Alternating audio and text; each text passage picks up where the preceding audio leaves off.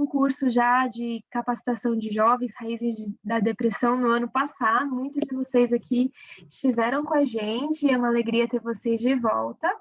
Mas alguns ainda nunca participaram e ainda não conhecem esse projeto, esse ministério, então eu vou fazer uma breve apresentação do que é o Ministério Mais Barnabés, tá bom? Bem, Ministério Mais Barnabés começa com por que é Barnabé, né? Barnabé é aquele que exorta, aquele que consola, aquele que encoraja, e ele é um personagem, né? Foi um grande homem na história da igreja, que foi muito importante, né? Até no crescimento de Paulo.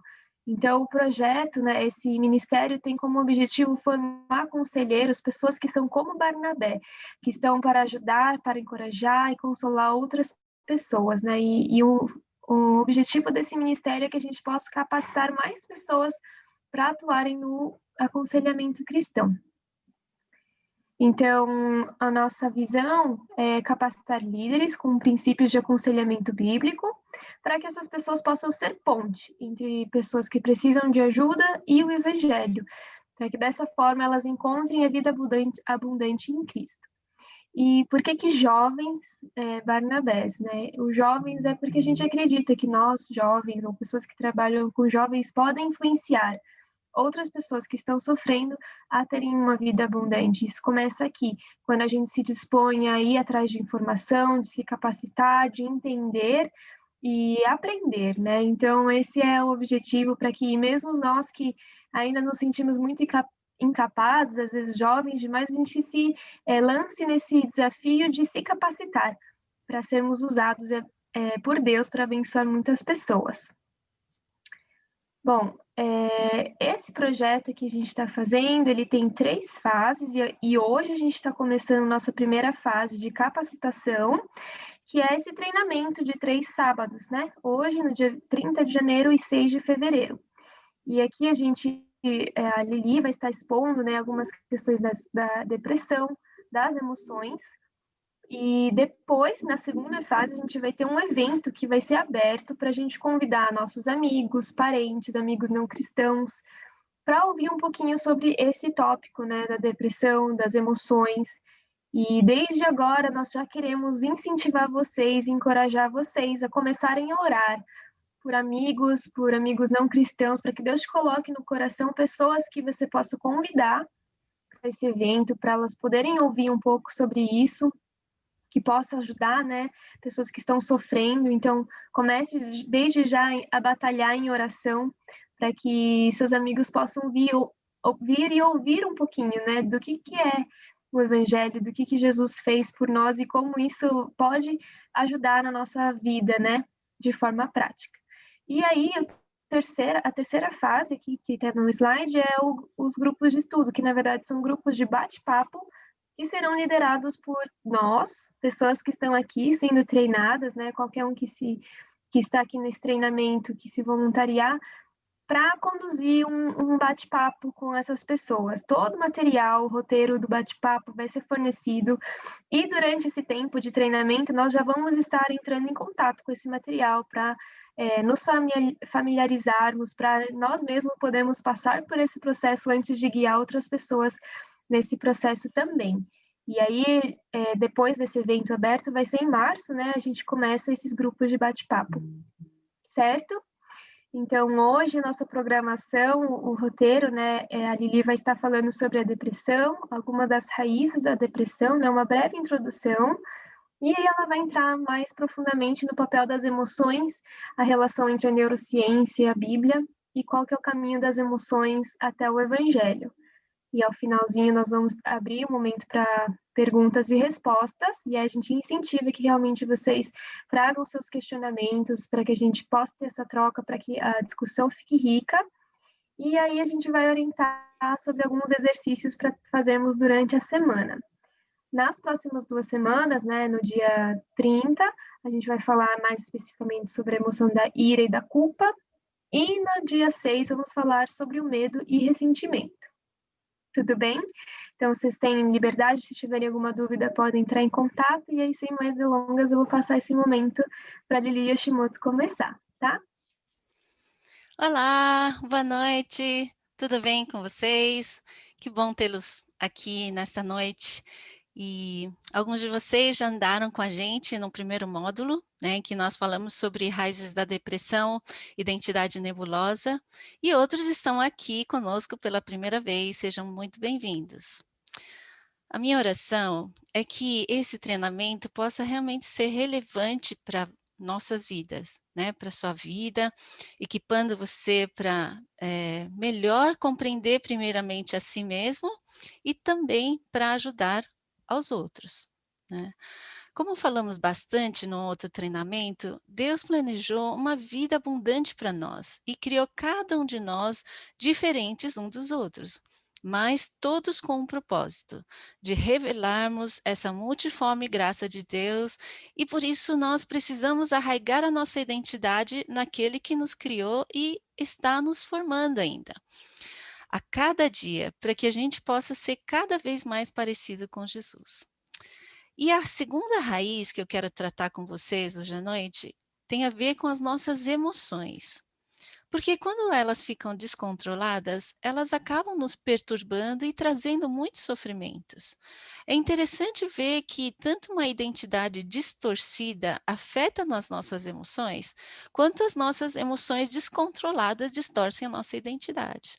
E por isso é tão importante aprendermos e também ajudarmos outros a fazerem isso, a lidar com nossas emoções e sentimentos para que eles não nos causem perturbação e angústia, impedindo assim de usufruirmos essa vida abundante.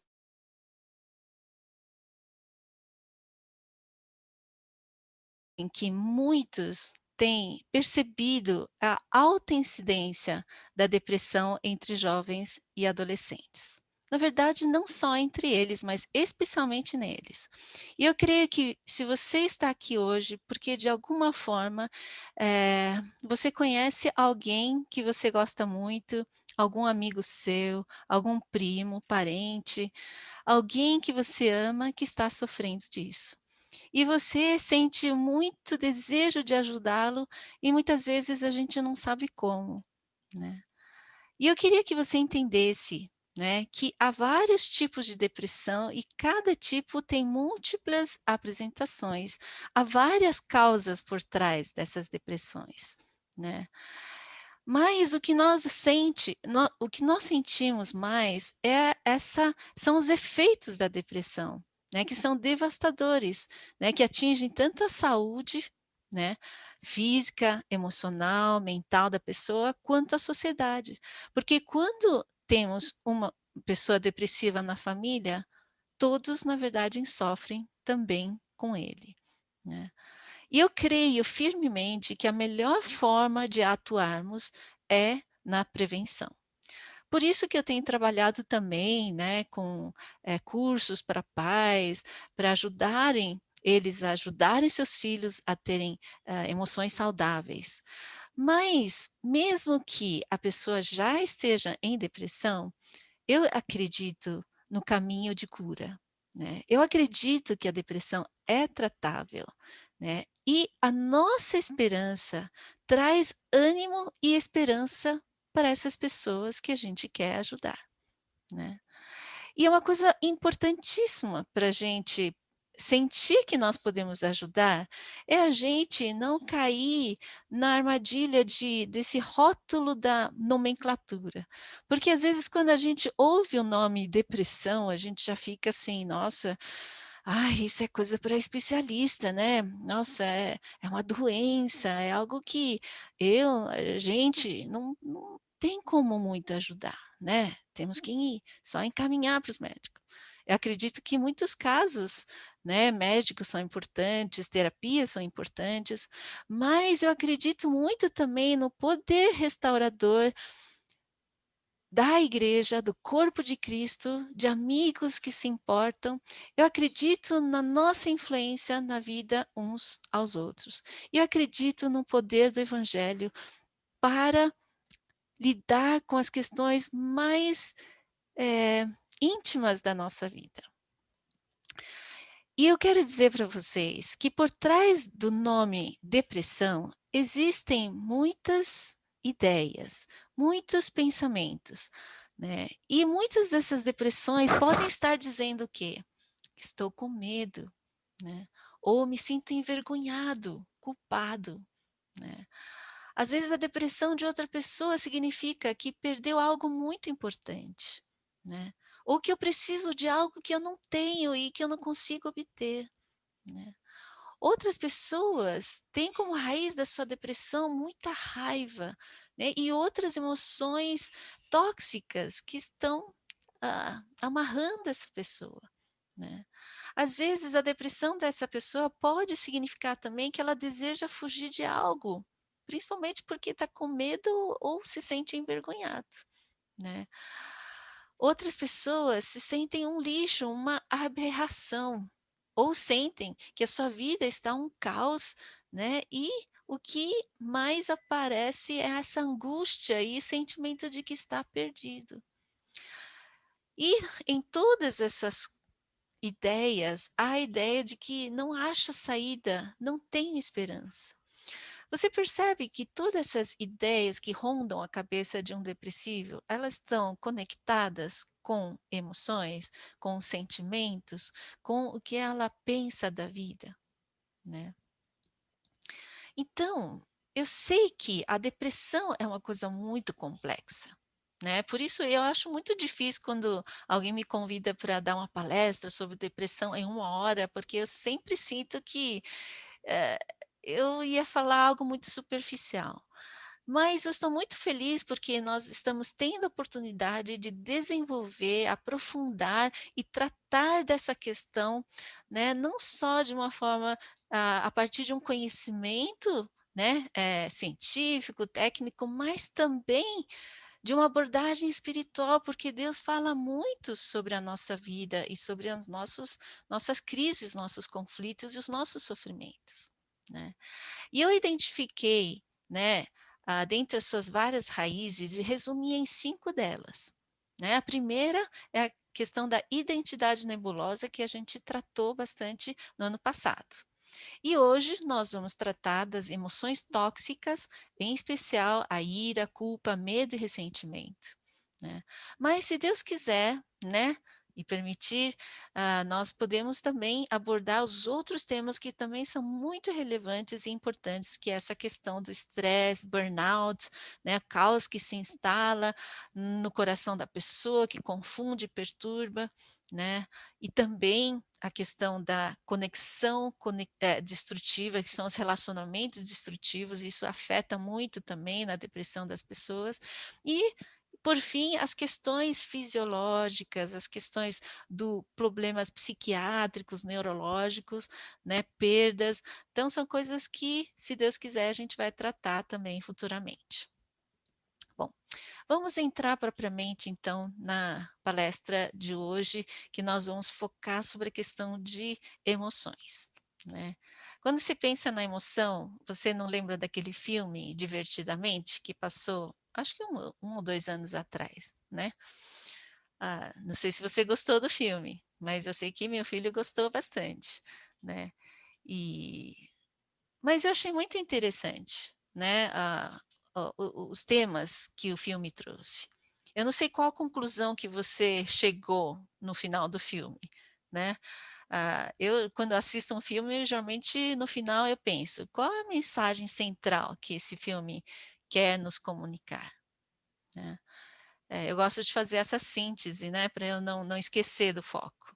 E o primeiro ponto que eu percebi, né, que eu acho que é interessante nesse filme, é que a gente precisa conectar e estar atentos ao poder das emoções, porque nós vimos, né, através lá daquela entidade da raiva, né, da ira e do medo, o quanto eles têm um poder destrutivo na mente daquela menina, né.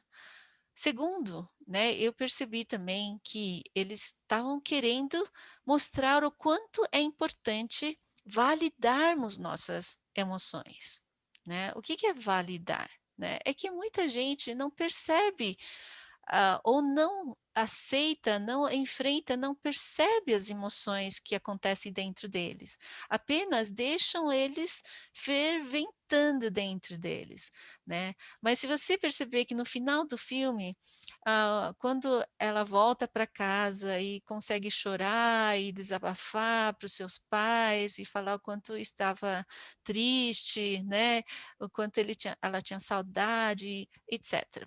Enfim, a importância de validar as emoções, né, está ligado com você entender que é importante você saber o que você está sentindo, né, e falar sobre eles, né. Então ter alguém para compartilhar, né, e nos ajudar a organizar essas forças dentro de nós, é muito importante, porque quando elas se desorganizam, um poder destruidor acontece nas suas estruturas internas. Afetam na memória, na motivação, nos relacionamentos, enfim. As emoções negativas precisavam ser validadas para que essas emoções positivas possam continuar construindo uma boa história, né. Bom, eu não sei se as crianças captaram essa mensagem. Mas é fato que há um número crescente de crianças, adolescentes, jovens e mesmo adultos sofrendo imensamente, sentindo-se assim oprimidos, perdidos, angustiados, inseguros e desesperados, a ponto de não conseguir motivação para seguir vivendo. E é comum as pessoas identificarem tudo isso como um estado depressivo. A depressão é um transtorno que tem atingido milhares de pessoas no mundo e causado até mais males do que essa pandemia, né?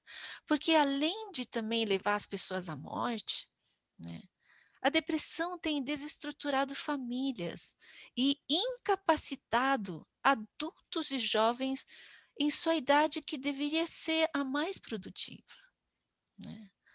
E como nós falamos, no treinamento passado, a depressão tem os seus sintomas físicos e emocionais, né, que eu vou mostrar agora, né. Os sintomas físicos que levam ao diagnóstico da depressão geralmente está ligado com a falta de energia, cansaço, apatia, improdutividade, lentidão motora, lentidão de pensamentos, falha na memória, alteração na fala, alteração do peso, apetite e sono, né? E essa expressão abatida que é visível, né? A diminuição da concentração mental, esse interesse diminuído nas atividades, choro por motivo indeterminado, né, e irregularidades no ciclo menstrual, problemas intestinais, dores sem diagnósticos, né, irritabilidade constante, né. Então a gente consegue perceber, né, quando uma pessoa está constantemente irritado e com baixa energia e não conseguindo fazer as coisas, né.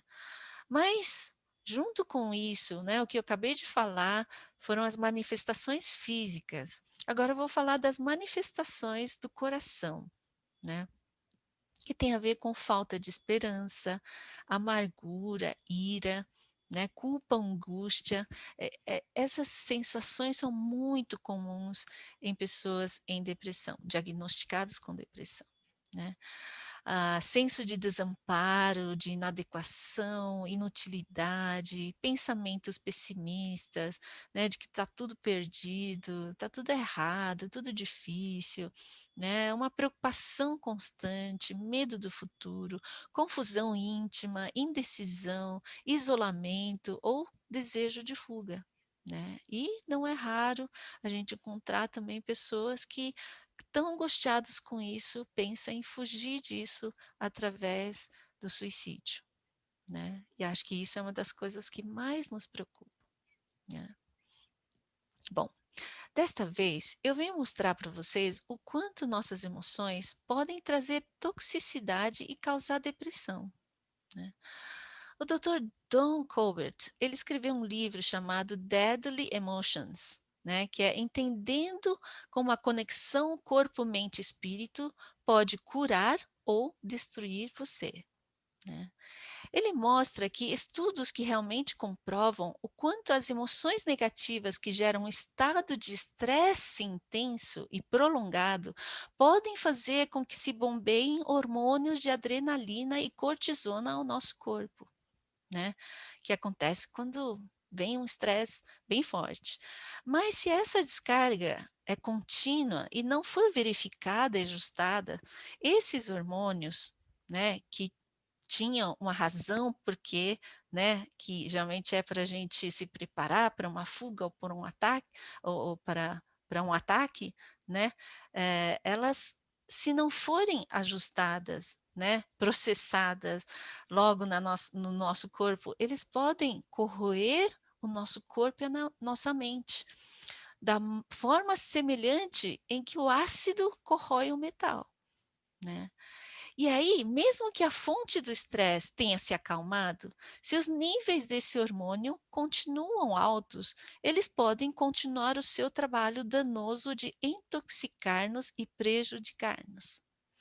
Isso quer dizer que não é que, uma vez eu fiquei irada, ou eu fiquei com medo, né, ou me senti culpado, pronto, eu já estou a um passo da depressão, não é isso.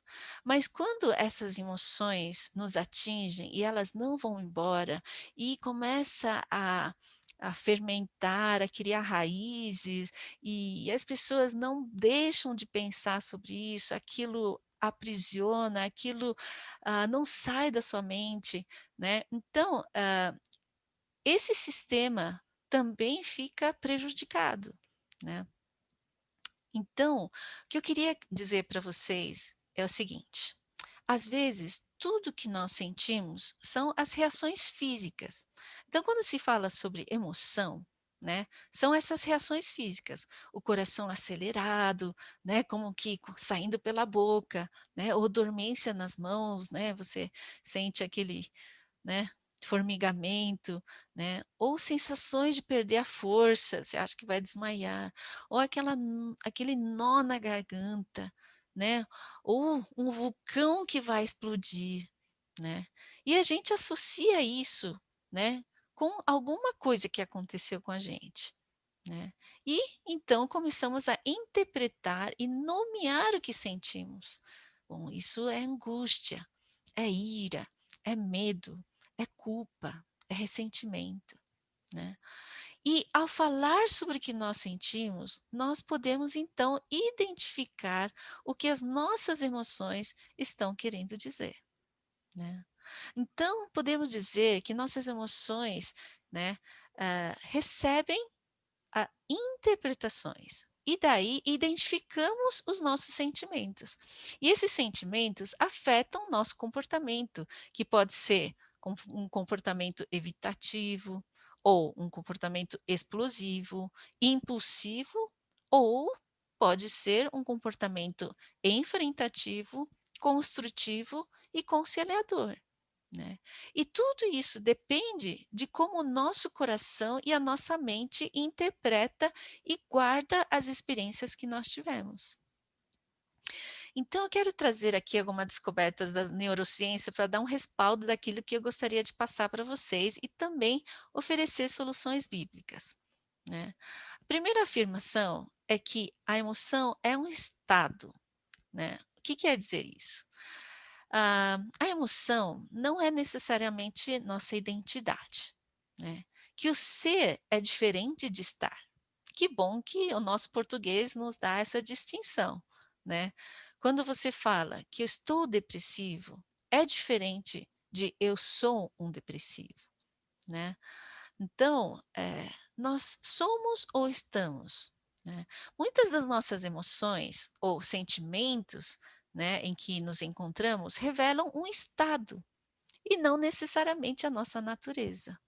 E eu queria que você soubesse que isso é libertador, né? Porque nos dá a chance de controlar o que somos momento a momento, né?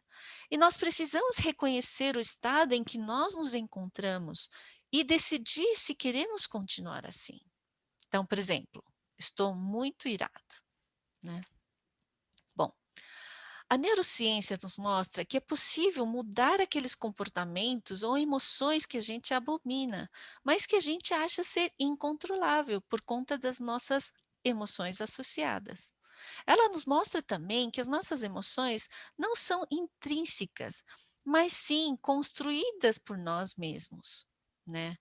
Apesar de nós termos as influências genéticas, sociais, né?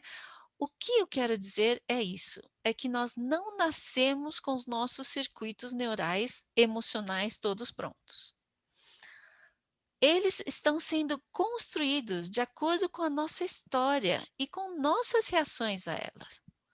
Então, nossas emoções estão mais para o programado, né, o que a gente pode chamar de software, do que o inato, né, que a gente pode considerar como hardware, né. Vocês entenderam?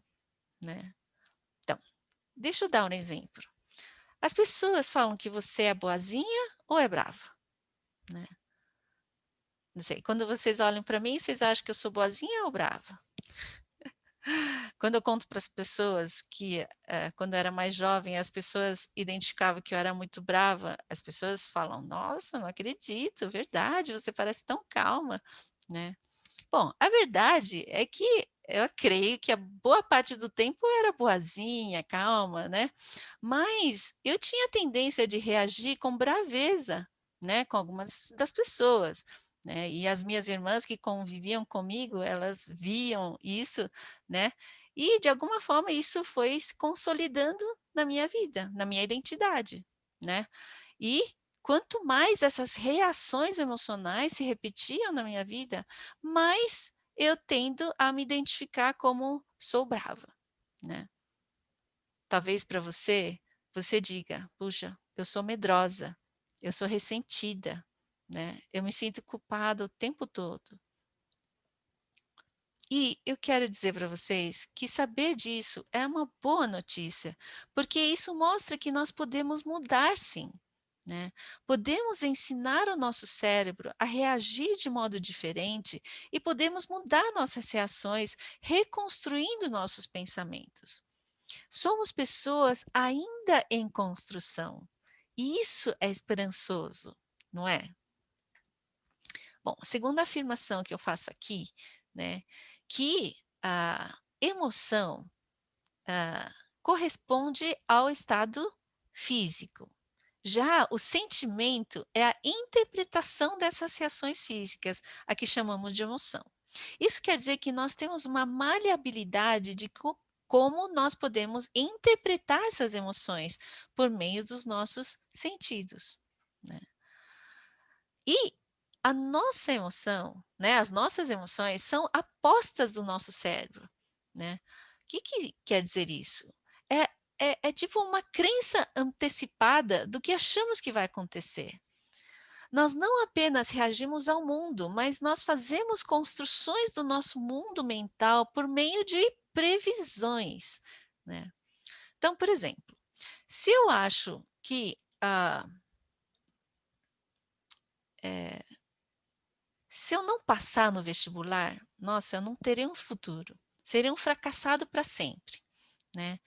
E se eu penso assim, né, com certeza, né, ao tentar prever, né, eu estou no meio da prova e eu penso: "Puxa, será que eu vou passar? Se eu não passar, eu vou ser um fracassado para sempre". E essa previsão vai me paralisar na hora da prova, né. Por quê? Porque sempre há chance de eu não passar numa prova tão concorrida, né. Mas se eu mudo a minha previsão para: "Nossa, essa vaga já é minha", né, que é o que muitas pessoas acham, né, que o poder do pensamento positivo é isso. Mas, na verdade, isso também não nos dá a paz, porque a gente sabe que isso não é bem verdade, né. Quem diz que você que essa vaga já é sua, né. Mas, qual a minha crença que me deu a paz, né, compartilhando um pouco com vocês na época que eu fiz o vestibular, né. Eu lembrei, né, que o meu destino e futuro está nas mãos de Deus, e que eu fiz o meu melhor, né. Então, outro exemplo, né, talvez fique mais claro para você. Quando você passou por um acidente de carro, não sei se você já passou, mas o trauma do acontecido fez o seu corpo levantar todas as alertas por meio da palpitação acelerada do coração, dormência nos membros, respiração ofegante, e isso ficou na memória. De modo que quando nós ouvimos uma forte freada, né? De novo, ou uma próxima viagem de carro, pode levar a sua mente a associar a esse evento traumático que você passou. E o seu corpo reagir antecipadamente, como que tentando alertar você para evitar passar por isso novamente. Então, a sua resposta evitativa tem um efeito imediato de desviar essa ansiedade, mas a consequência disso é o reforço dessa crença. Qual a crença? De que se eu dirigir de novo ou andar de carro de novo, né, isso pode acontecer comigo. Então, essa pessoa começa a evitar, não, não quero mais pegar carro, não quero mais dirigir, né? E isso faz com que esse medo, né, na verdade, ao invés de ir embora, ela se fortaleça e se perpetue na forma de um transtorno de ansiedade ou até de pânico, né? Se a minha associação é muito forte, toda vez que eu penso em dirigir, eu já, né, já passo mal. Então, essas são as dimensões antecipadas ou exageradas do medo, né? Vou dar um outro exemplo, né? Uma criança vê o seu irmãozinho tão esperado pela família conseguir todas as atenções que antes pertenciam a ela. Então, algo acontece no seu coração. Ele se sente ameaçado em perder o seu trono e logo reage com ira e agressividade, mordendo o seu irmãozinho ou dando um beliscão nele quando ninguém está vendo, né? Então, podemos ver algo parecido com os adolescentes, né? Quando aparece uma nova garota ou garoto que parece chamar mais atenção da turma do que você. E aí, os sentimentos de raiva, inveja, ciúmes, ressentimentos e o medo de perder as amizades começam a rondar a sua cabeça e o coração. E logo se transforma em algum comportamento agressivo, como bullying ou fofoca, né? Um último exemplo. Uma onda de demissões tem acontecido em todos os setores da empresa onde você trabalha. E o seu coração quase pula da boca todas as vezes que é chamado para ter uma reunião com a diretoria. E você não tem dormido bem há dias por conta dessa ameaça de corte, porque de alguma forma você crê que a sua segurança está nesse emprego e que estando fora dela, talvez você e sua família não sobrevivam a essa possível tragédia, né? Então você aceita todas as demandas, não coloca limite em seu trabalho, porque teme ser demitido, mal interpretado, né? E no fim você acaba se sentindo injustiçado, porque tem que trabalhar, né, no lugar de 3 pessoas, mas não abre a boca para contestar, né? E essa sobrecar esse esse sobrecarregamento faz com que você fique estressado, né? E toda essa sensação de medo, culpa e ressentimento, né, começa a te angustiar e te travar, né. Não sei, você lembra da última vez que você se sentiu assim, né? Essa sensação de ira, ou de medo, ou de culpa, ou de ressentimento que tem te dominado e você não sabe de onde veio e também não sabe como sair dessa, né? Em situações como essa, é comum as pessoas se sentirem presas, né? Como numa gaiola sufocante e não conseguir sair delas, porque acreditam que estão apenas reagindo a emoções tão enraizadas ou a fatos que eles não têm como contestar ou se libertar, né? E ninguém não gosta de sentir assim, mas a maioria das pessoas, né, não consegue entender, né, ou ficam ofendidas quando nós falamos que essa gaiola tem uma porta e pode ser destrancada e removida da nossa vida usando a chave certa, né? E essa chave é acessível e está perto de nós. A neurociências também tem mostrado que nós não somos apenas reagentes, mas nós somos seres modificantes. Nós somos influenciados por muitos fatores, tanto externos quanto internos, mas há uma verdade sobre nós que eu preciso lembrar vocês, porque a Bíblia também declara isso. Né? A Bíblia diz que nós somos agentes transformadores. E essa transformação começa com o discernimento da verdade, né? A verdade que liberta. Lembra? Jesus disse isso. Conhecereis a verdade e a verdade vos libertará. Né? As travas mentais, por sua vez, elas estão ligadas a algum tipo de engano, algum tipo de distorção, desvio, né? Que a gente pode nomear como hipergeneralização, projeção, meias-verdades, né? Por isso que essa questão do fake news pega tanta gente, né? Porque são afirmações que às vezes a gente não tem tanta certeza, mas de alguma forma afetam o nosso coração. E as pessoas não conseguem sair disso, muitas vezes porque é difícil de fazer isso sozinho. Né? Nós precisamos de ajuda para perceber os motivos inconscientes que nos fazem interpretar os fatos desse jeito quando elas nos acontecem. Por isso, uma conversa sincera, aberta e acolhedora é preciosa para nos conhecermos melhor e nos ajudar a tomar novos rumos dessa conversa interna, né? E de estabelecer novas crenças libertadoras. Terceira afirmação, né? A repetição é poderosa, né? Você sabe, né, que a maior parte das coisas, maior parte das coisas que nós aprendemos, desde a tabuada, tocar piano, até dirigir o carro, né, nós conseguimos aprender por meio da repetição, não é mesmo? Né?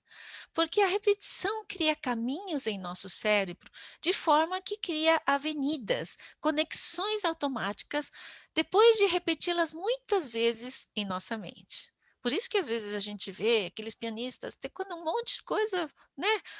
E parece que tudo sai automático, né? Parece que não passa mais pelo pensar, né?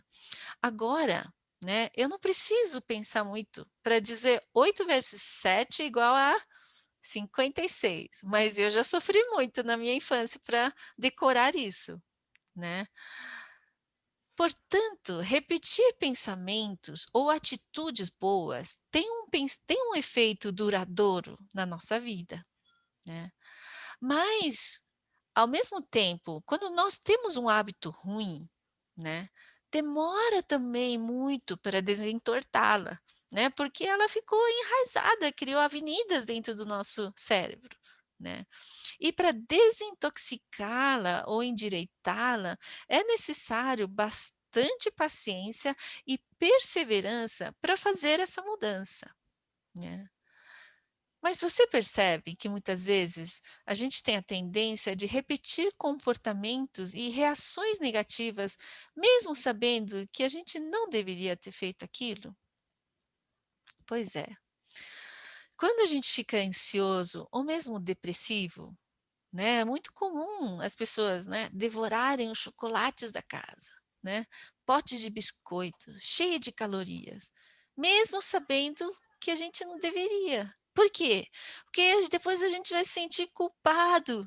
E aí a gente vai se sentir mais depressivo, porque aquele excesso que nós devoramos vai nos fazer engordar ou trazer um monte de espinhas indesejáveis. Isso se torna um círculo vicioso.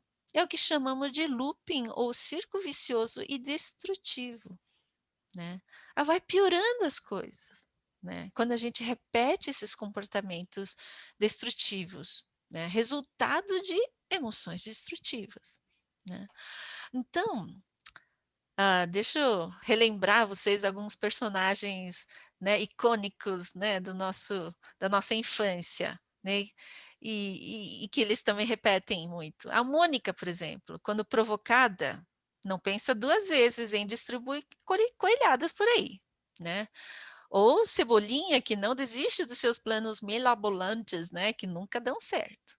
Enfim, brincadeiras à parte, nossas repetições reforçam a nossa identidade, né?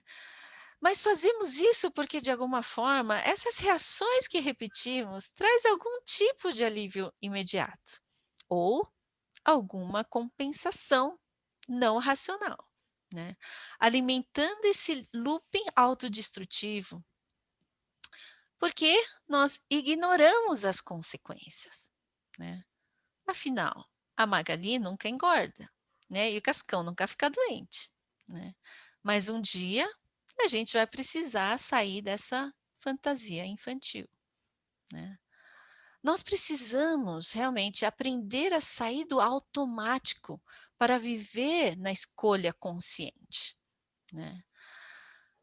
Bom, esse quadro que eu deixei aí do lado mostra que as nossas atitudes são alimentadas pelas nossas interpretações, ou seja, nossos pensamentos, nosso raciocínio, mas nem sempre estamos conscientes delas, pois as nossas reações físicas e emocionais ativam tão automaticamente que reagimos impulsivamente, reagindo automaticamente aos estímulos, de um modo que criamos um looping de reações descontroladas, onde o raciocínio, o lugar da razão, parece ter perdido seu lugar.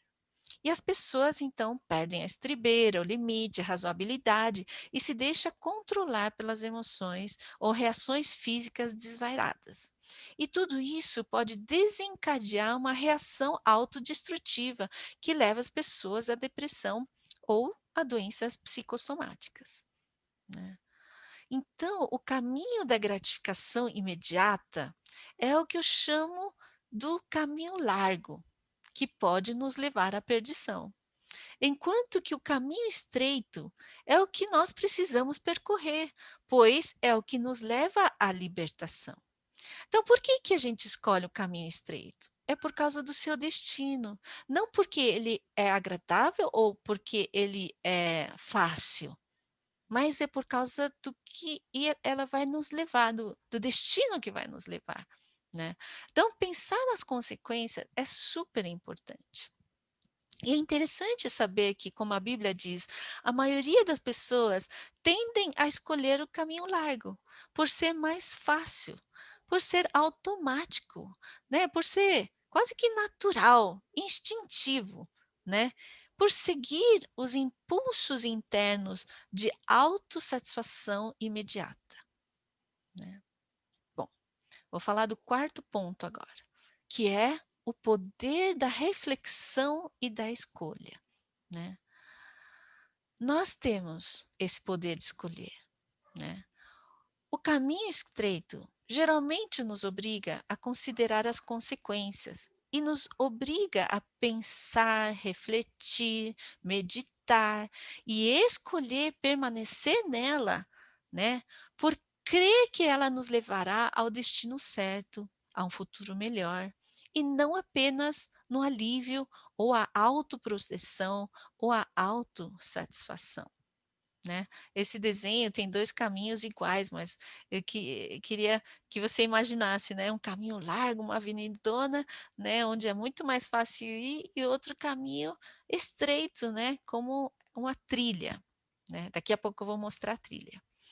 Mas sempre é tempo de tomar uma atitude, né? Uma decisão de conversão, que nada mais é do que mudança de rumo, voltar atrás. A Bíblia chama isso de se arrepender, né? O que que isso significa na prática, na sua vida, na minha vida, né? É você poder reconhecer os caminhos que você tem trilhado e começar a dizer para você mesmo: eu não quero que isso continue na minha vida. Isso faz mal para mim e faz mal para as pessoas que eu amo, né? Essas emoções que continuamente estão no meu coração me contaminam. Eu não quero mais isso na minha vida. Isso é uma confissão.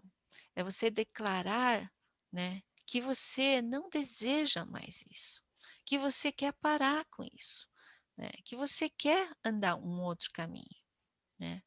E o parar é quando eu percebo que o meu corpo está reagindo, me levando de volta aquele caminho antigo de reação e ação. Eu preciso brecar essa impulsividade e mudar o rumo dos meus pensamentos. Mas para isso, eu preciso buscar um refúgio, né? Você sabe por que às vezes a gente não consegue mudar? E que a gente sempre age no automático? É porque a gente não para a nossa vida para refletir, né? A gente não se esconde nesse refúgio, a gente não reserva um tempo de meditação, reflexão e de entrar em contato consigo mesmo, ou mesmo separar um tempo para conversar essas coisas que nos incomodam com algum amigo mais sábio, né? A gente simplesmente deixa acontecer. Mas a hora em que você decidir que você não quer mais isso, você tem que achar esse refúgio, né? É onde você pode parar e refletir. E, e quando você refletir, você vai identificar esses pensamentos, essas interpretações que pioram os seus sentimentos, né? Quando eu faço isso, eu começo a descobrir quais são os gatilhos, né, que me levam a reagir desse jeito. E aí eu começo o processo de substituição, ou, no que a Bíblia diz, da renovação da nossa mente. Quando eu começo a me perguntar o que eu deveria estar pensando no lugar disso, né? Qual seria a verdade libertadora no lugar disso que eu estou pensando, né? Por isso que é importante nesse momento, quando você identificar a verdade libertadora, você começar a repeti-la e a memorizar essas verdades em seu coração, né? Decorar é colocar no coração. E para você decorar para qualquer coisa, você tem que meditar nela, você tem que repetir. eh, Como que fala isso? Você você é igual que a vaca faz, né, quando ruminar, né, quando você rumina, né. E é isso que faz parte, né, de caminhar no estreito, né, é você persistir em andar nele passo a passo, e eu vou descobrindo a beleza e o prazer de uma nova postura mental, e eu vou alicerçando a minha nova crença que é libertadora, né. Nessa figura agora que eu compartilhei com vocês, né, uma trilha, né, que a nossa família fez num lugar muito lindo, né. E não sei se você já está acostumado em andar numa trilha, né, a maioria de nós não, porque a gente cresceu na cidade e quando a gente vai fazer trilha, o ideal é termos um guia, né, alguém que conhece o caminho para nos ajudar a orientar previamente, né, o que eu devo usar, o que eu não devo fazer, né. E geralmente eles vão conosco nas primeiras vezes, né, para mostrar o caminho, né. Mas depois que a gente se acostuma, a gente pode ir sozinhos, né. E melhor ainda, nós podemos ser guia de outras pessoas que precisam conhecer esse caminho maravilhoso, onde nos sentiremos mais conectados conosco mesmo, com a natureza e com Deus, né. Ah, é muito bom saber disso, né, que nós podemos escolher, né, andar no caminho estreito e também que nós podemos receber ajuda para isso, e que nós podemos ajudar os outros também. E última afirmação que eu quero fazer para você, né, é que é melhor controlar a si mesmo do que controlar o outro, né.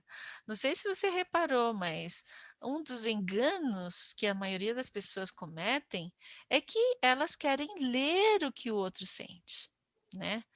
E quando a gente tenta ler o que o outro sente, a gente automaticamente vai prevendo o que a pessoa está pensando de nós e a gente vai reagindo já de acordo com aquilo que a gente prevê que o outro vai julgar ou pensar, e aí a gente também reage preventivamente o em relação ao outro. Ou às vezes a gente quer controlar o outro através das nossas reações, porque a gente sabe que se a gente começar a ficar agressivo, gritar, tal, o outro talvez comece a respeitar e vai nos ouvir, vai mudar, né? Então, muitas vezes a gente vive tentando controlar o outro através das nossas emoções, né? E é importante você saber de uma coisa, né? Que ninguém nos faz perder as estribeiras, né? Porque geralmente quando uma pessoa perde as estribeiras, ela culpa o outro, né? Se não fosse o outro, eu não teria feito isso, né? Alguém me fez pecar, alguém me fez, né, sair do controle, né? Nós escolhemos reagir assim, porque de alguma forma a gente ganha algo com isso. Acredite, nós temos a capacidade de controlarmos nossas emoções por meio dos nossos pensamentos e isso resgata a nossa responsabilidade. E é no reconhecimento da nossa responsabilidade que mora o nosso livre-arbítrio, né? Por isso, que tal começarmos hoje mesmo a aprender ler os seus próprios pensamentos, né? Ao invés de ler o pensamento dos outros, comece a procurar ler os seus próprios pensamentos. Mas aí você me pergunta, como que eu vou fazer isso, né?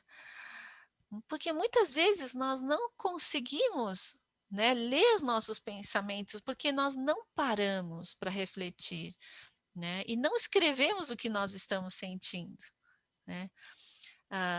Por isso, uma das tarefas que eu mais peço para as pessoas no meu aconselhamento é que elas possam adotar um novo hábito de escrever, né, os seus pensamentos.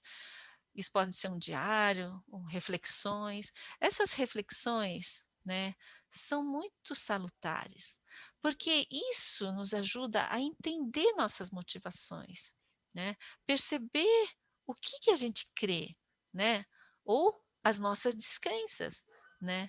E isso pode nos ajudar a redirecionar os nossos pensamentos, principalmente se você também cultiva o hábito de meditar nas verdades libertadoras da Bíblia, né? É muito interessante como muitas vezes, ao escrever aquilo que eu realmente sentia, eu percebia o quanto eu era incoerente, né, com as minhas crenças. E aí, quando eu medito na palavra de Deus e ela me mostra o padrão daquilo que eu deveria estar pensando, então isso me capacita a abrir mão daquele meu pensamento automático e dizer: "Puxa, eu preciso desse novo pensar na minha vida", né. Por isso que eu gosto tanto, né, desse texto, nas escrituras que está escrito lá em Salmo 19, né. Salmo 19, ele é muito rico. Eu vou resumir apenas aqui, né, algumas coisas que a palavra de Deus pode fazer, né. Ela restaura a alma, ela dá sabedoria ao simples, né. Ela dá alegria ao nosso coração, ilumina os nossos olhos, amplia a nossa visão, né. Ela é confiável nesse mundo tão incerto e mutável, né? Ela revela, manifesta o que está escondido e também nos dá esperança e consola, né, e consolo para os que sofrem, né? Outro texto que também é referência para mim, né, está lá em Filipenses 4:8 que nos diz, né, que a paz, né, que é o que todos nós ansiamos, é fruto de cultivarmos certos tipos de pensamentos, né. Esse texto diz assim: "Finalmente, irmãos, tudo que é verdadeiro, tudo que é respeitável, tudo que é justo, tudo que é puro, tudo que é amável, tudo que é de boa fama, se alguma virtude há, se algum louvor existe, seja isso o que ocupe o vosso pensamento. O que também aprendestes e recebestes e ouvistes e vistes em mim, isso praticai. E o Deus da paz será conosco." Eu quero me ater um pouco mais ainda nesse texto. Essa paz é fruto da gente praticar o que a gente aprendeu. aprendeu na prática, porque às vezes a gente aprende as coisas teoricamente, quando a gente ouve um sermão, quando a gente ouve uma instrução. A gente sabe o que a gente deveria fazer, mas a gente não faz, ou porque a gente não aplicou, não praticou, né? Ou porque a gente não viu alguém fazer isso. Então, por isso que os exemplos são muito importantes, né? Os exemplos dos pais, dos discipuladores, né, ajudam muito, né, as pessoas a quem nós queremos influenciar, né. Então você tem essa listinha de coisas que podem te ajudar a perceber se os seus pensamentos são de uma natureza boa ou não, né. Então, quando um pensamento lhe sobrevém, você deve ter essa lista para checar se eles entram em alguma dessas categorias. E se não, então esse pensamento é digno de jogar fora, né, e precisa ser substituído. Eu vou confessar aqui para vocês uma história triste, feia, né, que aconteceu na minha vida, tá. É assim, foi lá em São Bernardo ainda, né, houve uma vez em que eu estava cantando, lavando roupa e cantando, tal, né, e de repente a vizinha que sempre cantou e cantou muito pior do que eu, né, ela gritou lá do outro lado da parede falando para eu calar a boca, né. E para quê, né? O fogo subiu e me senti muito injustiçada, porque eu nunca reclamei dela cantar, né. E eu bati boca com ela, né, eu não havia, porque tinha uma parede, dividindo a gente. Mas depois disso eu fiquei péssima, me senti muito mal, né, porque aquilo voltava na minha cabeça, né, e ficava me acusando: "Ai Lili, que crente que você é, como que pode? Falta de maturidade, né, que nossa, você não tem domínio próprio", e, né, e começa, né, a acusação. E realmente me senti muito mal com aquilo. E toda hora parece uma música ruim que volta à cabeça, né. Bom, resultado disso, eu não conseguia mais me concentrar em fazer outras coisas, a não ser que aquelas acusações ficavam em cima da minha cabeça, né. E aí, né, de repente eu lembrei disso que eu estou ensinando para vocês, né. O que está ocupando o meu pensamento, né? É culpa, né? É raiva, né. E aí eu lembrei: "Puxa, eu confessei os meus pecados para Deus, eu pedi perdão a Deus, né, e eu tenho que crer que Ele me perdoou e me purificou, né, e, e eu não preciso mais ficar me remoendo disso, né, e eu preciso jogar fora esse pensamento que está voltando a toda hora na minha cabeça, né". Então, eu fiz algumas perguntas, né, para mim mesma, né. Por que estou travada nesse sentimento, nesses pensamentos? Por que estou tão incomodada? O que eu fiz realmente de errado? O que eu poderia ter feito? O que eu posso fazer agora? Né? E aí me arrependi diante do Senhor pela minha resposta impulsiva e grosseira e me apropriei da graça e da misericórdia de Deus, que me purificou porque eu confessei-lhe os meus pecados. E eu decidi que se eu encontrasse aquela mulher um dia, eu ia conversar com ela, me desculpar por ter batido boca com ela. Mas só depois dessa averiguação e resolução é que a paz voltou a instalar no meu coração. Então, nessas horas, eu percorri o caminho estreito de rever a minha culpa e ajustar as minhas emoções e resgatar a paz. Bom, por essa razão, a nossa proposta de ajudar vocês e as pessoas que nos procuram ajuda para lidar com suas emoções ou sentimentos tóxicos passa por uma renovação da nossa mente por meio da meditação das escrituras. Né? Como que eu posso substituir um pensamento ruim por um pensamento bom, se eu não tenho nenhum pensamento bom instalado, né, memorizado no meu coração? Né. Por isso que é tão importante a gente trabalhar, né, no input da nossa mente, né, através de um hábito saudável, de um devocional. E esse devocional vai estar disponível no Galilee, onde a cada semana nós vamos focar sobre como lidar com uma das emoções, uma das 4 emoções que nós propomos para vocês. tá? Bom, resumindo tudo que foi falado aqui, lembre-se que as emoções são um estado e não a nossa natureza, né? E por ser um estado, podem ser mudados. Se você sente ira por algo, ou medo incontrolável, ou culpa que te oprime, ou ressentimento que te amarra, diga a si mesmo: isso não veio para ficar. Eu vou vencer isso. Outra coisa, emoções são apostas do nosso cérebro. Por isso, se conseguirmos modificar essas previsões, nós podemos modificar as nossas emoções. As suas expectativas devem ser compreendidas e ajustadas para que nós consigamos controlar o que nós sentimos, ajustando as nossas crenças, né? E lembre-se, o poder da repetição. Você deve perceber quais são as gratificações imediatas que as suas reações emocionais te trazem. E entender que o caminho largo das reações automáticas leva à perdição, né? Porque você vai ficar preso naquilo. Mas nós precisamos aprender a incutir novas verdades por meio de meditação e memorização, fazendo com que essa repetição e pensamentos bons se tornem o novo automático construtivo em nossa vida, né? E, por fim, o poder da reflexão e escolhas. Ao focar em pensamentos corretos, os seus sentimentos, as suas emoções vão se calibrar. E você poderá, então, modificar os seus comportamentos indesejáveis.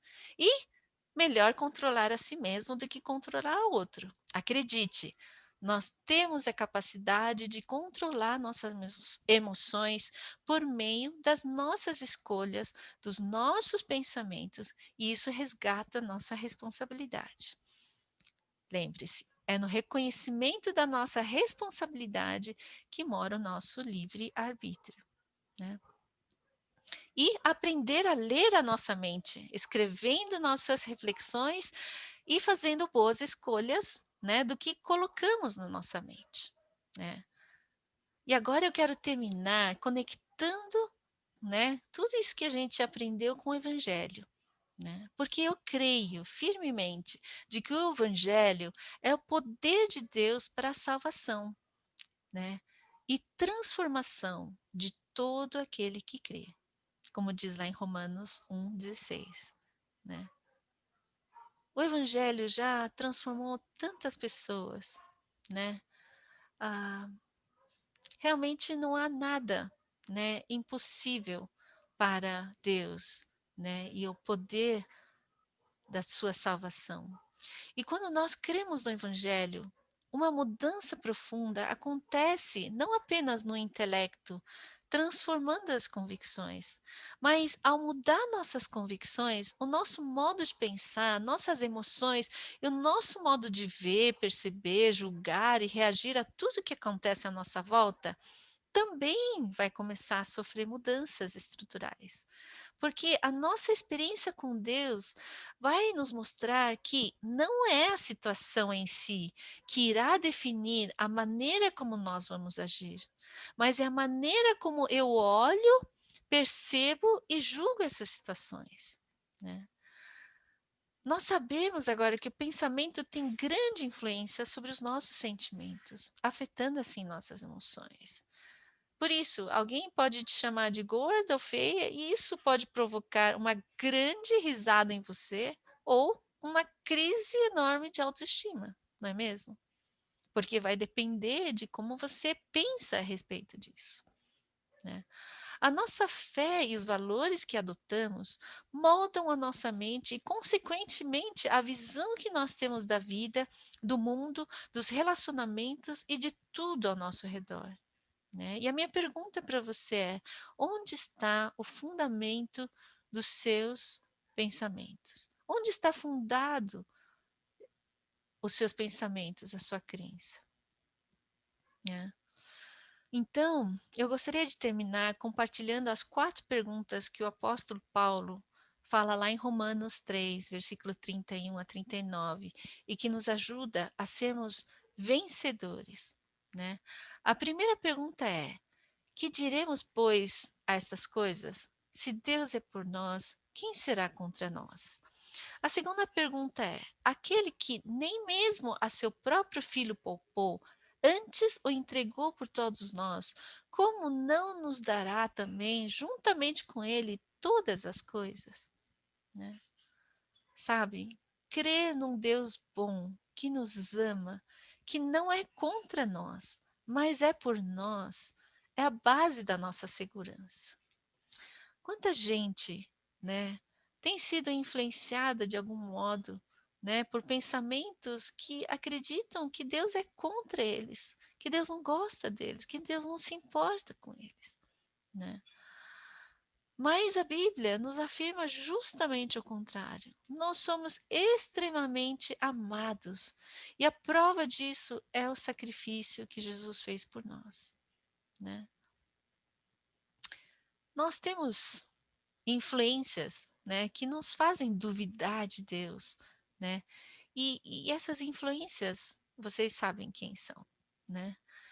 E isso traz uma destruição muito grande e uma insegurança muito grande na nossa vida, né? A terceira pergunta é: quem intentará acusação contra os eleitos de Deus? É Deus quem os justifica. Quem os condenará? Pois é Cristo que morreu, ou antes, quem ressuscitou dentre os mortos, o qual está à direita de Deus e também intercede por nós. Né? Infelizmente, o cristianismo tem sido acusado injustamente por fomentar o sentimento de culpa nas pessoas. Mas, na verdade, o Evangelho, as boas novas que Jesus veio trazer, é justamente o contrário. Ele veio para nos salvar e não condenar. Ele veio para perdoar, não para acusar, né? Mas, infelizmente, nem sempre os seus representantes daqui entenderam isso, né? E quando a gente se lembra dessa verdade, né? Quem nos separará do amor de Cristo? Né? Será a tribulação, angústia, ou perseguição, ou a fome, ou a nudez, ou perigo, a espada? Como está escrito, por amor de ti somos entregues à morte todo dia, fomos reputados como ovelhas para o matadouro. Né? A gente sabe que o Paulo, quando escreveu isso, passava por grandes perseguições, tribulações, sofrimentos, mas o que fazia ele ficar firme nisso tudo é a convicção do amor de Cristo. Né? O amor é a chave para nos libertar de todo medo, né? E também de toda culpa, de todo ressentimento e de frustração. Né? Em Jesus, nós temos a graça, que é o amor, e a verdade, juntos. Né? E quem o conhece, né? Não só intelectualmente, mas quem o experimenta, Jesus na sua vida, tem essa paz e a liberdade. Né? E aí o texto diz: mas em todas essas coisas somos mais do que vencedores por aquele que nos amou. Porque estou certo de que nem a morte, nem a vida, nem os anjos, nem principados, nem potestades, nem o presente, nem o porvir, nem a altura, nem a profundidade, nem alguma outra criatura pode nos separar do amor de Deus que está em Cristo Jesus, nosso Senhor. Essa promessa de que nós venceremos não só os inimigos externos, mas também os inimigos internos, né? Nós venceremos se enraizarmos a nossa vida nesse amor de Deus, que Ele oferece gratuitamente para todos aqueles que o recebem. Né? Você já recebeu Jesus Cristo, o amor dele, esse amor imutável na sua vida? Você já recebeu dele o perdão, a graça? Se você nunca fez isso, não deixe para amanhã. Diga para ele: eu quero esse amor. Eu quero essa paz. Eu quero que as tuas verdades sejam as verdades da minha vida. Né? Quando você faz esse convite com toda a sinceridade do seu coração, você pode ter certeza de que Cristo entrará na sua vida, né? E fará morada. E quando você deixar Ele reinar em sua vida, através da sua palavra, você então sentirá as suas emoções, seus pensamentos transformados por essa nova verdade, a verdade de um amor, né, imutável, um amor firme, um amor que realmente nos faz superar tudo, né? Então, essa semana, lembre-se dessas 4 perguntas e deixe a sua fé, suas novas convicções, moldar os seus sentimentos e as suas emoções. Se Deus é por nós, quem será contra nós? Deus deu o seu Filho Jesus. Porventura, não nos dará tudo mais? E quem intentará acusações contra os eleitos de Deus? E quem nos separará do amor de Cristo? Vamos orar? Querido Deus, obrigada, Senhor, porque o Senhor nos criou de uma forma tão maravilhosa. E o Senhor quis tanto que a gente tivesse essa vida abundante, tão boa. Nos ajude, Pai, a experimentarmos isso na nossa vida, a partir de hoje. Senhor, eu quero agradecer pelas verdades libertadoras que o Senhor nos concedeu. E nos ajude, Pai, a revestir-nos delas, para que nós possamos vencer e também ajudar os outros a vencer essas amarras e esses sofrimentos emocionais que tantos estão padecendo. Senhor, peço perdão, Pai, porque muitas vezes vivemos de modo automático e sem deixar espaço para o Senhor atuar em nosso coração. Eu peço que a partir de hoje, venha reinar em mim, venha reinar em nós. Queremos aprender a ajustar os nossos pensamentos a partir de convicções que vêm do seu amor. Essa é a minha oração em nome de Jesus. Amém.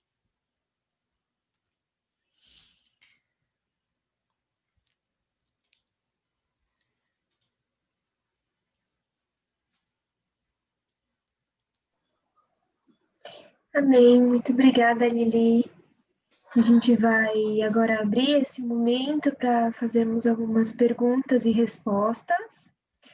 Enquanto vocês vão formulando, né? Esse vai ser o momento que eu vou convidar vocês mesmo a abrirem suas câmeras. Quem tiver alguma pergunta pode abrir no microfone, né? Enquanto vocês vão formulando as perguntas, a Lili comentou a respeito de termos devocionais para vocês lerem durante a semana. E a nossa equipe preparou 6 devocionais, um para cada dia, né? São devocionais diários. E essa primeira semana vamos estar refletindo a respeito da ira. Então, a ira vai ser uma das emoções que vamos estudar. E semana que vem a gente vai falar da ira e do medo, né? Da culpa. Da ira e da culpa. Mas essa semana a gente vai estar refletindo sobre a ira, tá? Então é um convite, uma jornada da gente refletir a respeito disso, de estar tendo embasamento bíblico. E todos esses devocionais a gente colocou numa plataforma chamada Galilee One, tá? Ela pode ser acessada pelo site ou vocês podem baixar o aplicativo do celular. Alguns já utilizaram, né, esse aplicativo no outro módulo ou em algum outro curso. Então já sabem, já tem o mesmo login, é com o mesmo e-mail, a mesma senha. Para quem nunca fez o login antes, eu vou colocar as instruções após essa reunião. Eu vou colocar as instruções de como acessar lá no grupo. E aí vocês podem utilizar pelo e-mail que vocês cadastraram nas inscrições, tá bom? Então, desses devocionais, vocês vão ver que tem uma reflexão, um versículo para memorizar e algumas sugestões de música para vocês meditarem, alguns textos bíblicos para vocês meditarem e algumas questões para vocês escreverem, né? Igual ele falou que um dos exercícios é a gente poder escrever sobre as emoções, sobre o que estamos pensando, o que estamos sentindo, tá bom? E aí, qualquer dúvida, vocês podem também mandando para a gente diretamente lá no contato do Mais Barnabés que está no grupo. Bom, Lili, aqui a gente tem algumas perguntas. A Marina escreveu, Marina, se você quiser abrir também e perguntar, tá? Mas ela escreveu aqui: o que fazer quando não consegue perdoar ou quando outros não nos perdoam?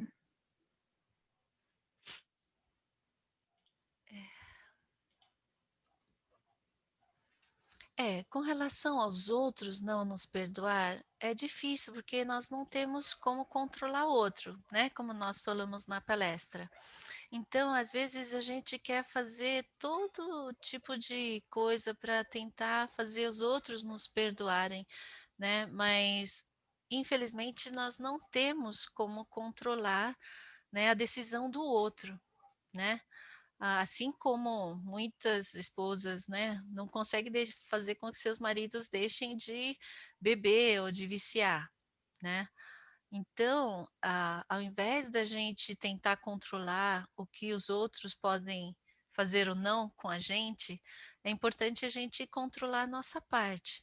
Então, por exemplo, quando eu não consegui perdoar, né, isso é algo que a gente precisa parar e refletir quais são as razões para que nós não consigamos perdoar, né?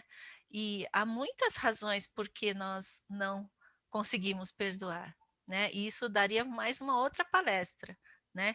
E nós vamos falar mais sobre isso nessa questão da culpa, né? Então, na semana que vem, quando nós tratamos mais da culpa, eu vou responder mais com mais detalhes, né? Mas existem muitos enganos na nossa mente, né, que nos leva a acreditar que nós não conseguiremos perdoar ninguém. Mas é que uma das mentiras, por exemplo, é achar que perdoar é esquecer, né? Isso é um engano cognitivo, porque perdoar não é esquecer, né? E ninguém tem uma memória seletiva. Eu não tenho um botão que fala deletar e aí eu esqueci. Nossa, o que que você fez comigo? Então, perdoar não é esquecer. Então, muita gente acha, bom, como eu não consigo esquecer, então eu não consigo, eu não perdoei. Não necessariamente. O perdão geralmente está associado com a questão da acusação, né? Então, quando você não consegue perdoar alguém, você quer dizer que você não consegue parar de acusar essa pessoa na sua mente, né? Diante de Deus, diante das pessoas ou diante de você mesmo. Né? Então, essa decisão de você continuar acusando essa pessoa, falando, ela fez isso comigo, né? Lembrando do que ela fez, né? E, de alguma forma, acusando ela na sua mente, né? Colocando ela como, na sua cabeça, como alvo em quem você deveria continuar tendo ressentimento ou você deveria tendo ódio, né? Quando essa acusação não para de vir, né, quando você detecta que é uma questão da sua decisão de acusar ou não essa pessoa na sua mente, né, então se torna uma coisa controlável por você. Você pode decidir acusar ou não essa pessoa, né, quando a memória vier. Né? Então, não é que a gente apaga a memória, mas quando essa imagem voltar, eu posso decidir o que eu devo fazer com ela. Né? E a Bíblia nos fala de várias maneiras sobre o que a gente pode fazer com essas memórias, né? E como nós podemos realmente aprender a perdoar. Né? Jesus falou muito sobre isso e eu vou falar mais sobre isso na semana que vem, tá bom? Mas obrigada, Marina, pela pergunta. Mais alguém?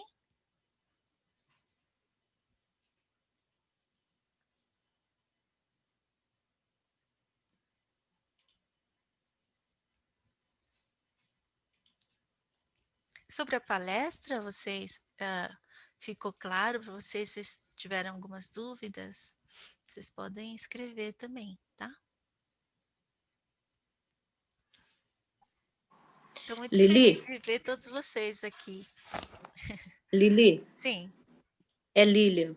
Eu posso só comentar algo, que duas coisas que você falou, eu passei por depressão em 2019. E realmente é algo muito complicado, porque até então eu achava que não tinha depressão. uma outra pessoa que estava vendo de fora, que falou para mim que eu estava em depressão. E realmente eu não tinha vontade de me cuidar em nada, só queria comer, descontava só na comida, ficava irritada, nervosa, sabe? E foi um processo longo, porque aí com muita psicoterapia, muita conversa, buscar a presença do Senhor para poder ser liberta, porque não foi fácil. E Uhum. aquela parte de dirigir, eu passei por um pequeno acidente. Tinha um mês que eu tinha tirado carta, eu subi um aclive e entrei com tudo, assim, sabe? Com medo de bater no outro carro, eu estercei tudo para a direita e coloquei o pé no acelerador e entrei com tudo. Ainda bem que tinha um arame farpado e uma árvore e o meu ex-marido estava no freio de mão. Mas eu fiquei 10 minutos sem fala, branca, totalmente branca, trêmula, não saía nada. E me traumatizou tanto que até hoje eu não consigo dirigir. Já tentei tratar tudo, mas eu já coloquei isso aí para Deus, já pedi muita direção dele, eu oro, eu clamo, eu falo que eu vou vencer isso aí. Custa que custar, eu vou conseguir vencer. Amém, amém. É bem por aí mesmo, né? Porque isso é muito comum, gente. Não é só você. Eu conheço muitas pessoas, né, que ficaram traumatizadas por conta de algum incidente assim, Uhum. né? E a gente vai ter dois rumos, né? Ou a gente vai eternamente nunca mais vai dirigir, ou É, a gente vai dizer para a gente mesmo, ó, eu sei que não foi fácil, mas eu vou superar isso.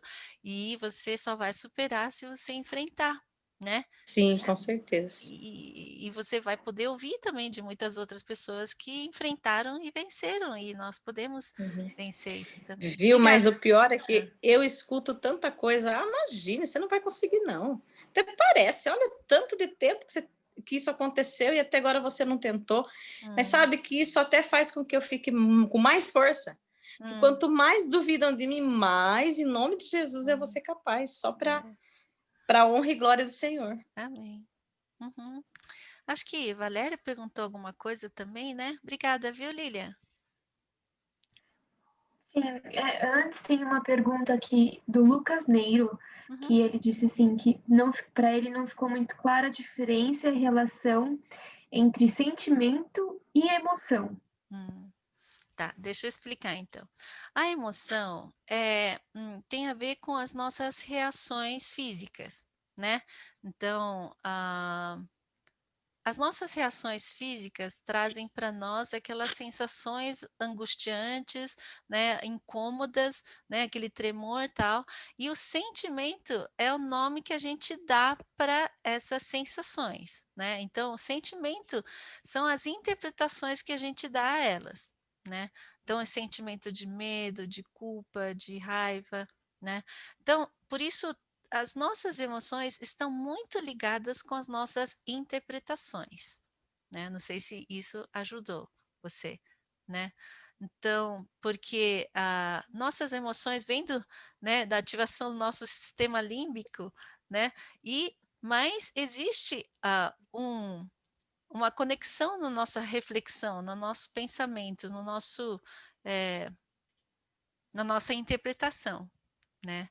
Então, por isso que isso é importante a gente saber para que a gente não entenda como, nossa, essas emoções então são só uma coisa corporal, né? E que eu não tenho controle sobre isso, né? Então, quando você percebe que há conexão, sim, né, com a nossa maneira de interpretar, né, o que acontece com nossas reações físicas, né, nós podemos então também controlar as nossas reações físicas através dos nossos pensamentos. Ok? Ficou claro aí, Lucas? Se você precisar ainda de mais alguma informação, pode escrever, tá? Ou abrir o microfone também para falar. Mais alguma Aqui, pergunta? a da Valéria é sobre a questão da ira, que acredito que a gente vai aprofundar, né, sobre isso na semana que vem, né? Então, Isso. ela está perguntando, né, se que a Bíblia fala para irar e não pecar, né? Mas quando pecamos, como é que pecamos quando estamos irados? Que muitas vezes Ah, na ira é que falamos certas verdades entaladas na garganta. uhum. Realmente, nós vamos falar mais sobre isso. E acho que os devocionais dessa semana vão te ajudar a compreender isso, né? Bem Sim. elucidativo. Então, eu não vou dar spoiler, né? Embora não seja difícil responder isso, mas vocês vão captar isso nos devocionais e a gente vai conversar mais sobre isso, tá bom? Fala. Fala. Pode fazer a pergunta ao vivo? Quem mais quer perguntar? Não, não quero. Quero falar. Então, E aí, quais são suas perguntas? não, eu queria falar com relação àquela menina que falou que ela não consegue perdoar. Mas a Bíblia fala que não é um sentimento, é uma ordem, né? Nós devemos perdoar, né? Então, se você... eu não sinto que eu devo perdoar, mas é ordem, perdoar, né? Então, não está ligado a sentimento, porque o sentimento pode nos enganar, né? E a Bíblia nos ensina, né? Perdoar. Então, é uma ordem. Uhum. Isso é muito importante, mas ao mesmo tempo eu conheço muita gente que sabe que precisam perdoar, mas não sabem como fazer isso, né? E nós vamos aprender também a fazer isso, né? Porque a gente tem muitas ideias erradas também sobre o que é perdoar, né?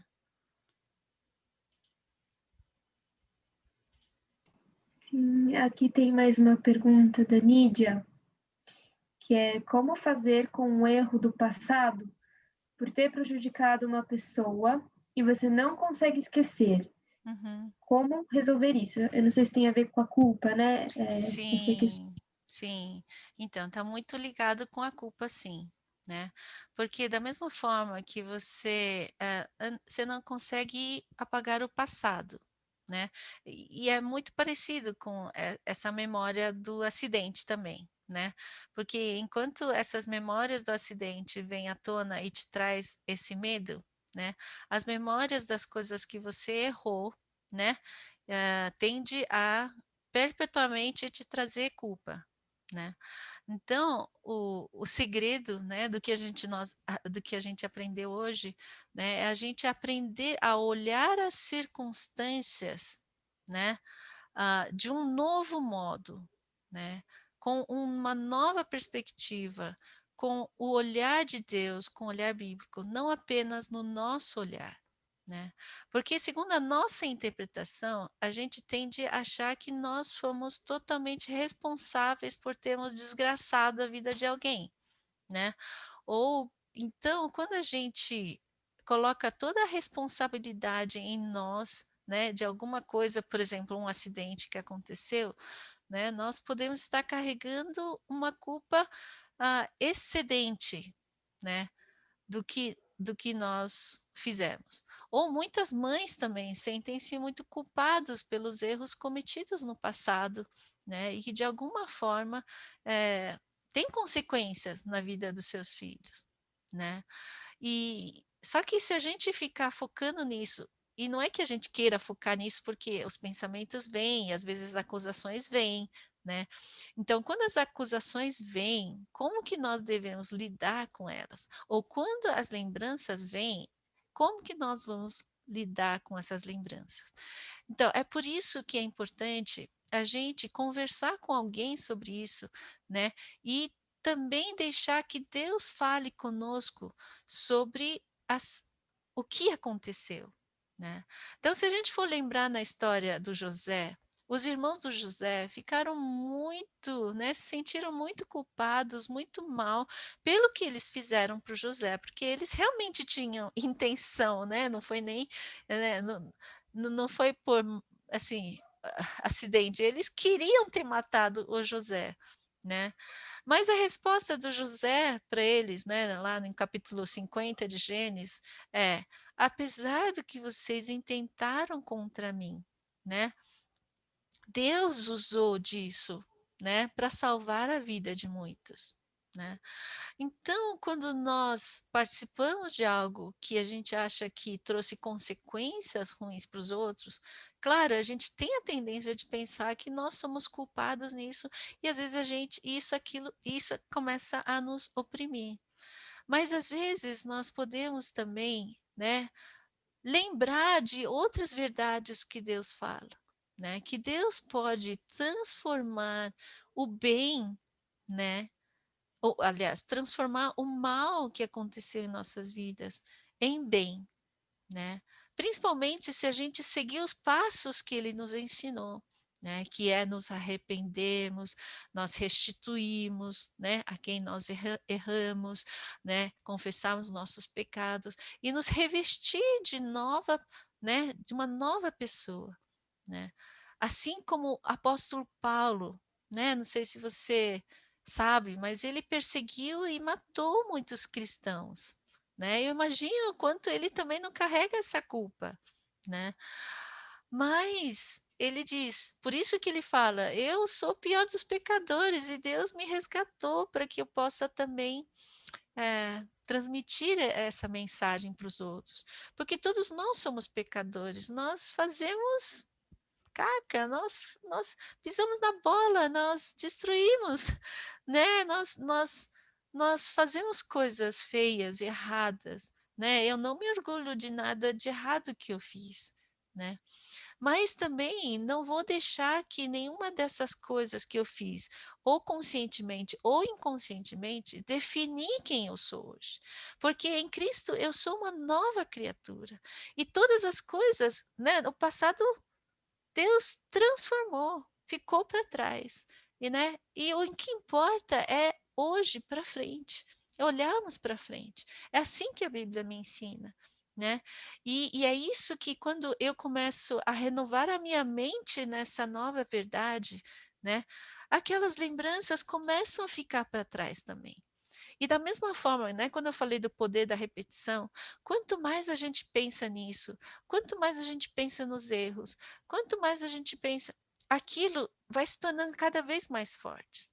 Por isso, quando a gente deixa no passado e a gente substitui por um novo pensamento, a gente, enquanto foca nesse novo pensamento, na nossa nova identidade, nos bons propósitos que Deus nos deu, isso vai se tornando a nossa nova memória, a nossa nova identidade. E o passado vai ficando cada vez mais ralo, né? E menos pesado, e vai ficando, né? Cada vez mais escondido, vamos dizer, né? Em Cristo. Não escondido no sentido de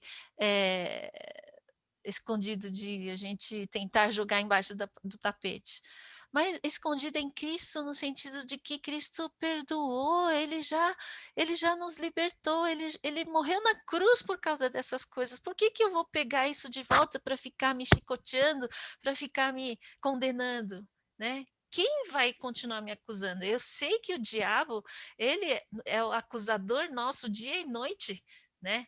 E se eu continuo escutando essa voz da acusação, ela vai ficar cada vez mais forte na minha vida e eu me torno escrava dessa acusação, né?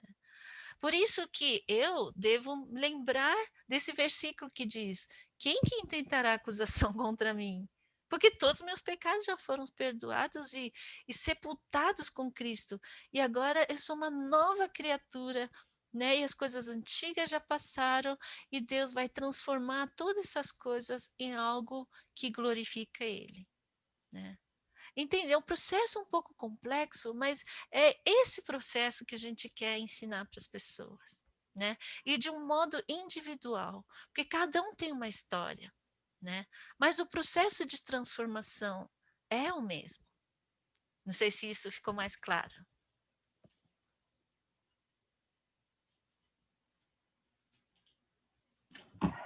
Acho que sim, obrigada, Lili. Aqui a Cecília Suzuki escreveu: boa noite, Lili, está sendo um prazer encontrá-la nesse curso. Como podemos ajudar pessoas que percebemos que têm crenças tóxicas, como não sou capaz ou não sou bonita? É. Mudar a crença das pessoas é realmente é muito difícil, para não dizer impossível, né. Mas uma coisa que eu falei, que a gente tem falado aqui, que nós acreditamos no poder das nossas influências, né. Assim como as pessoas se influenciam mutuamente, né. Uma pessoa que vai lá e diz: "Puxa, você fez aquilo", influencia muito, né, a identidade de uma outra pessoa, principalmente uma identidade em informação, né. Mas às vezes não precisa ser outra pessoa, pode ser a mídia, e tal. Enfim, todas as coisas influenciam a gente, mas nós também podemos influenciar as pessoas, né. Então, quando a gente acredita no nosso poder, no poder de Deus influenciar a gente e nós podemos influenciar as outras pessoas, a gente fica mais atento naquilo que nós falamos, né? E também naquilo que nós apresentamos para as pessoas, né? Muitas pessoas foram curadas, né, desse problema de, né, de achar que ninguém os ama, quando encontrou pessoas que realmente os amavam, né, que viam valor neles, né. Então não é só um discurso, né, a transformação de mente é sempre um processo. Por isso que os relacionamentos são importantes, né. Relacionamentos são muito mais importantes do que discursos. Por isso que uma pregação, ela tem um poder limitado, né. O discipulado tem um poder muito maior, né, porque você trata de, questões pessoais e no seu relacionamento com essa pessoa, você vai ajudando a perceber quais são as mentiras que elas estão acreditando e mostrar para elas que isso é uma mentira, que ela pode continuar acreditando ou não, e que ela tem uma opção de acreditar numa outra versão, numa outra verdade, né? Na verdade, né? E mostrar para eles, sabe o que a Bíblia diz sobre isso, né? E quando você representa bem a Deus, né, mostrando essa palavra, encarnando essa palavra, então ela tem o poder de imprimir uma verdade no coração da outra pessoa. Por isso que eu acredito tanto no aconselhamento bíblico, né? Porque ele é um discipulado pessoal que muda vidas, né? Por meio de relacionamentos restauradores, né, que redimem, né? Ah, bom, é isso, né. Amém. Aqui a Vitória Icari perguntou: e quando uma pessoa está com toque, que são pensamentos obsessivos e compulsivos, como parar de pensar dessa maneira? Toque, né, pelo nome diz, né, que, são pensamentos que levam a pessoa a ficar fixado num obstinado em algum pensamento e acredita em algo que ela faça ou que ela deixe de fazer pode controlar, né, o resultado disso, né.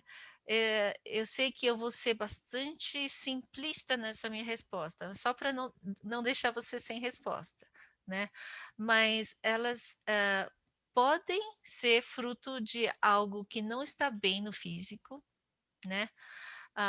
Por isso que, às vezes, o pessoal indica um medicamento, mas conversando com um psiquiatra, ele deixou muito claro isso, né, que, o medicamento ele apenas tem o poder de, aliviar um pouco, né, essa angústia, essa compulsividade, mas a mudança vai ocorrer, né, quando realmente a pessoa, confrontar as mentiras, os enganos, né, que estão prendendo essa pessoa, né, e substituir esses enganos pela verdade, né. Então, isso é muito real, né.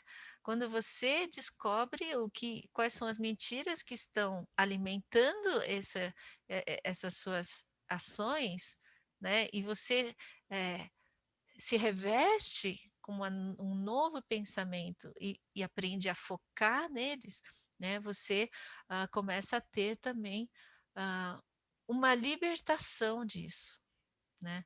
Então, é um processo um pouco demorado e tem que ser repetitivo, né?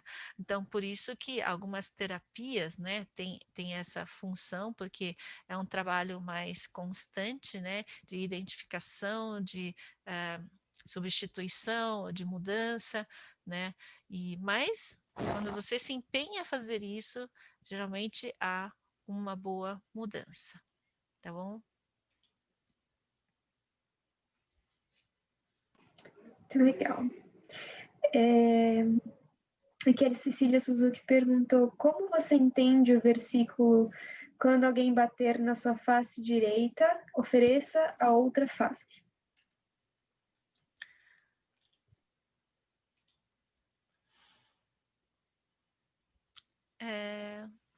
Eu acho que ela quer dizer isso mesmo. É que Jesus estava ensinando, né, para a gente não revidar o mal com o mal, né? Mas eu acho que lá em Romanos 12 resume muito bem isso, né? Que é responder o mal com o bem, né? Ao invés de amaldiçoar alguém que te amaldiçoa, você abençoar, né? Então, assim como é totalmente inesperado, né? Você deixar que o outro, né? Faça isso com você, né? E é totalmente inesperado, né? Que a gente abençoe quem nos faz mal ou quem fala mal de nós, né? Então, a ética de Jesus está sempre ligado com vencer por amor, né? E não vencer por vingança ou por ódio, por raiva, né? Ou dente por dente, né? A lei do amor é sempre uma lei surpreendente, né? Para o bem. É assim que eu entendo.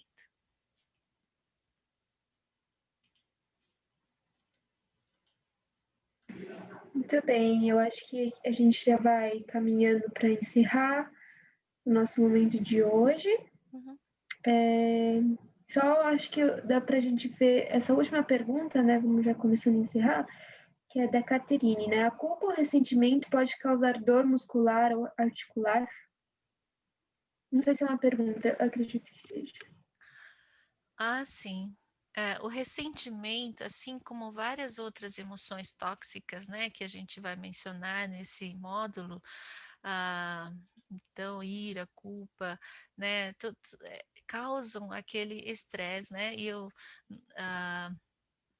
aí eu tenho mostrado, né, de que quando esse estresse, né, causado por essas emoções negativas, né, elas não são bem trabalhadas na nossa vida, elas vão criando no nosso corpo, né, algum tipo de, né, disparam alguns hormônios, né, como cortisonas, adrenalinas ou outras coisas que talvez eu não saiba todos os nomes, né, mas que podem trazer esse malefício no nosso corpo, né, que elas podem causar um tipo de autoataque, né, ou de corrosão, né. Então, muitos médicos têm identificado, né, problemas de fibromialgia, coisas assim, né, de doenças autoimunes, né, ligados com alguns problemas emocionais mal resolvidos, né. E esses estudos não são assim, os médicos percebem isso, né? Mas a explicação total disso, né, nem sempre é fácil da gente entender. Mas eu trouxe esse resumo para vocês, né? Porque eu também não sou médica, eu não sou psiquiatra. Eu trouxe esse conhecimento resumido para que vocês entendam, né? De que essas emoções mal resolvidas e que tem um lugar permanente na nossa vida, um lugar proeminente na nossa vida, algo que controla, né, o nosso bem-estar, né, o mal-estar, né? Isso realmente traz efeitos nocivos para o nosso corpo e para a nossa mente, para o nosso cérebro, né? Por isso que cabe a nós, né, tomar uma decisão de cuidar bem dos nossos pensamentos, assim como cuidar bem do nosso corpo. Uma pessoa que não cuida bem do seu corpo, depois vai ter que pagar a conta, né? Se ele só come porcaria, não faz exercício e tal, depois ele vai ter um monte de problemas, ele vai sofrer fisicamente. E não é diferente quando a gente também não nutre a nossa mente com coisas boas, né? E hoje não faltam porcarias para você assistir, para você meditar, para você pensar, né? E tem muitas coisas interessantes também que nos distraem, né? Não falta, né, estímulos e entretenimentos, mas falta muito, né, um pensar saudável, falta muito uma desintoxicação mental, falta muito, né, essa avaliação interna de você conversar com as pessoas, né, que possam te auxiliar a detectar essas mentiras que você inconscientemente abrigou na sua vida e que de alguma forma te domina, né? Então, gastar tempo para isso é o que as pessoas não estão fazendo. E é o que eu convido você a fazer, né? E se você aprender a fazer isso, você vai ver o quanto isso é libertador e quanto isso é bom. Isso vai te levar a querer ajudar os seus amigos que estão presos nisso, né? E eu volto a dizer, resumir, Cristo veio nos dar a vida abundante, né? E essa vida abundante significa liberdade e paz, né? E Ele quer que a gente experimente isso, né? E se a gente não está experimentando isso, porque a gente precisa trabalhar nessas coisas que nós não soubemos ou não sabemos como trabalhar, e quando nós aprendemos a fazer isso, nós vamos experimentar, né, essa boa, agradável, perfeita vontade de Deus, né? E convido você a fazer isso com a gente, tá bom?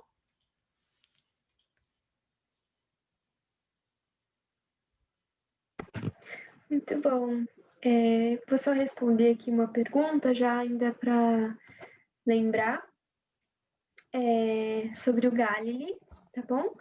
Então, aqui o José Antônio perguntou onde consegue o devocional. A Nídia também perguntou. Todos esses devocionais, né, são 6 devocionais sobre ira que a gente está disponibilizando na plataforma do Galilee One, tá? Vou colocar aqui já o link, mas eu vou explicar direitinho lá pelo grupo do WhatsApp e vou também tentar explicar aqui rapidamente, tá? Porque acho que muitos de vocês ainda não usaram. Então, aqui eu deixei no chat o link do Galilee. Quem já usou antes, continua a mesma senha, o mesmo login, não precisa refazer, tá? Mas para quem vai fazer o primeiro acesso, você vai entrar no site do Galilee. Jonathan, eu posso compartilhar a tela? Isso atrapalha? Tá. Então, eu vou aqui mostrar rapidamente. Bom, foi? Sim. Pode. Então, vocês estão vendo aqui essa tela do Galilee? Então, aqui é o Galilee, que é a plataforma. No primeiro login, vocês vão entrar aqui. O meu já está salvo, tá? Mas na primeira vez, vocês vão apertar em esqueci a senha, ou forgot password, tá bom? Aqui, vocês vão digitar o e-mail que vocês usaram na inscrição de vocês e vão enviar para solicitar a nova senha, tá?